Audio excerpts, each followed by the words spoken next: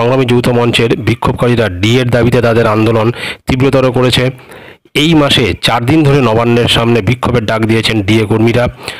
19 থেকে 22 ডিসেম্বর নবান্নের সামনে প্রতিবাদ অবস্থান বিক্ষোভের ডাক দিয়েছেন মঞ্চ।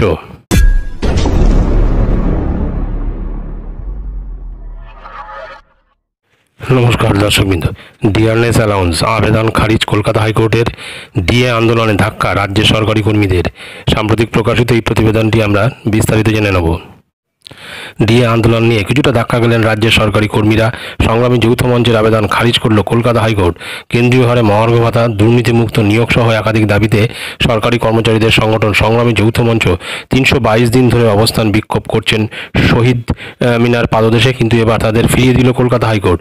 আন্দোলনরত সরকারি কর্মচারীরা 19 থেকে 22 ডিসেম্বর নবান্ন বাস স্ট্যান্ডে সংগ্রামী যৌথ মঞ্চের সভা করার অনুমতি চেয়ে আবেদন করেছিলেন। কলকাতা হাইকোর্টের বিচারপতি জয় সেনগুপ্ত তাদের আবেদন খারিজ করে দিলেন। সংগ্রামী যৌথ মঞ্চের আন্দোলনকারীরা বকেয়া ডিএ এবং অন্যান্য দাবি নিয়ে হাওড়া পুলিশের কাছে আবেদন করেছেন, কিন্তু সেই আবেদনও অনেক সময় পার হয়ে গেছে। বিক্ষোভকারীদের বক্তব্যে পুলিশ হ্যাঁ বা না কিছুই বলেনি। পুরো বিষয়টি নিয়ে তাদের ঝুলিয়ে রেখেছে পুলিশ প্রশাসন। কলকাতা হাইকোর্টের দ্বারস্থ হয় সংগ্রামী যৌথ মঞ্চ। বিচারপতি জয় সেনগুপ্ত বলেন, আপনারা ময়দানে বসে প্রতিবাদ করছেন, আর হাওড়ার ওই জায়গায় যথেষ্ট ব্যস্ত, তাই ওখানে বসার অনুমতি দেওয়া সমস্যা। তবে বিচারপতি শেষ পর্যন্ত মামলা দায়ের করার অনুমতি দেন। সোমবার মামলার শুনানি হওয়ার সম্ভাবনা রয়েছে। সংগ্রামী যৌথ মঞ্চের বিক্ষোভকারীরা ডিএর দাবিতে তাদের আন্দোলন তীব্রতর করেছে। এই মাসে 4 দিন ধরে নবান্নের সামনে বিক্ষোভের ডাক দিয়েছেন ডিএ কর্মীরা। 19 থেকে 22 ডিসেম্বর নবান্নের সামনে প্রতিবাদ অবস্থান বিক্ষোভের ডাক দিয়েছেন মঞ্চ। আগামী বছরের শুরুতে সংগ্রামী যৌথ মঞ্চের আরেকটি কর্মসূচি রয়েছে। জানুয়ারির 2য় এবং 3য় সপ্তাহে মহামিছিলের ডাক দিয়েছে সংগ্রামী যৌথ মঞ্চ। মিছিল শুরু হবে শিয়ালদা, হাওড়া, হাজরা মোড় থেকে।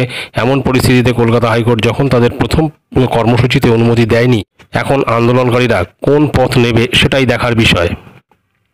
তো সুতরাং বোঝা যাচ্ছে যে এই যে 4 দিনের যে নবান্নর সামনে ধর্ণা কর্মসূচির যে আয়োজন করা হয়েছিল সংগ্রামী যৌথ মঞ্চের পক্ষ থেকে, সেটা কিন্তু কলকাতা হাইকোর্ট থেকে খারিজ হয়ে যায় এবং এতে কিন্তু কিছুটা চাপে পড়ে গেল সরকারি কর্মচারীদের সংগঠন সরকারি যৌথ মঞ্চ। বকেয়া ডিএ আদায় নিয়ে এই আন্দোলন দীর্ঘদিন ধরে চলছে।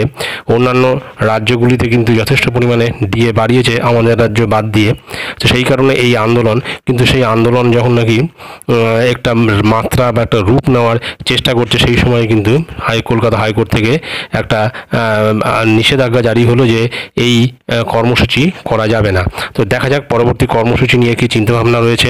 ভিডিওটি ভালো লাগলে অবশ্যই সাবস্ক্রাইব করবেন চ্যানেলটি পরবর্তী আপডেট ভিডিও পাওয়ার জন্য। ধন্যবাদ।